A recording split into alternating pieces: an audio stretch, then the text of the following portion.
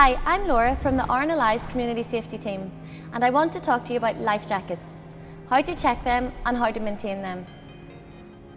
Whatever type of life jacket you use, it'll need basic maintenance, so take it for a service once a year. It's a good idea to choose a service centre the manufacturer recommends. The tips we're about to look at are great for day-to-day maintenance, but they're not designed to replace a professional annual service. Some modern life jackets can be difficult to repack. If you're unsure, take yours to a service centre for checking and repacking. But there is a lot you can do yourself too, to make sure that your life jacket is always ready. Look after yours and it'll look after you.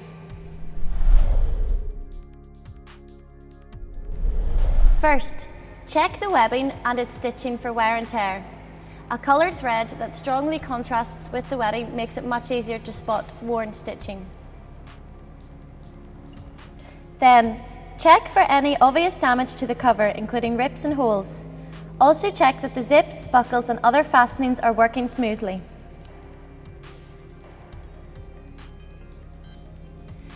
Now it's time to open up the life jacket. Before you do, look for a label that tells you what to expect inside. That helps make sense of everything you're about to look at. Put the life jacket onto a flat surface and unzip it to access the air bladder. I recommend taking a photo or two as you unpack everything. This will help you when you come to repack it later. Gas cylinder check. Screw-in carbon dioxide or CO2 cylinders can work themselves loose and should be checked for tightness every month.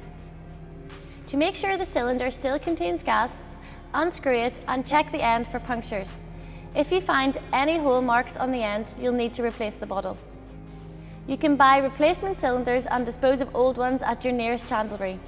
Empty cylinders can also go in your household metal recycling.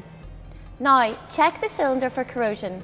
If it is heavily corroded, like this one, it should be replaced.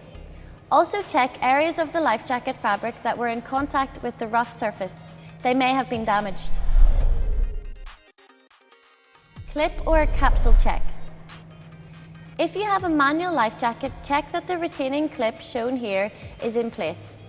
If you've previously inflated your life jacket, the retaining clip will be missing and needs replacing. For automatic life jackets, check the capsule. This is what makes the life jacket inflate when you enter the water. There are several different makes. You can usually find out which one your life jacket uses in the manufacturer's instructions. One of the most common capsules looks like this, where a green button shows that the life jacket is ready to use. If that green button is missing, this means the life jacket has probably been inflated. Here's another common style of capsule. Red or green coating will tell you if the life jacket's been inflated or not. If your life jacket's capsule indicates that the jacket has been inflated, you'll need to replace the capsule before you use the life jacket again. You should also check the capsule for a replacement date, normally printed on the side. Always carry rearming kits for the type of life jacket you have. If a life jacket is accidentally inflated while afloat, you can get it ready to use again straight away. If you are not confident changing the CO2 cylinder, clip or capsule yourself, that's okay. The serving agent recommended by your manufacturer will be happy to help. Air bladder check. Blow into the life jacket to inflate it using the oral inflation tube. Leave it inflated for 24 hours in a dry environment with a constant temperature to ensure that there are no leaks. Then, deflate the life jacket by reversing the cap on the oral inflation tube and inserting it into the end of the tube like this. Make sure you hold the cap in the end of the tube during deflation. Never use anything other than the cap to deflate the life jacket. Other methods can damage the tube valve, preventing the life jacket from holding air.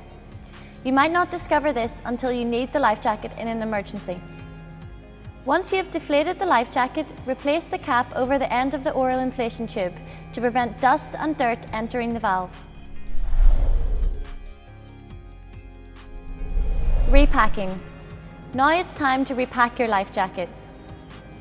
Each life jacket repacks differently, so check you're following the manufacturer's folding instructions and everything goes back in the right place. That's it, we're done. Let's recap the 5 steps to check your life jacket. Visual. Is there any obvious wear and tear? Gas cylinder.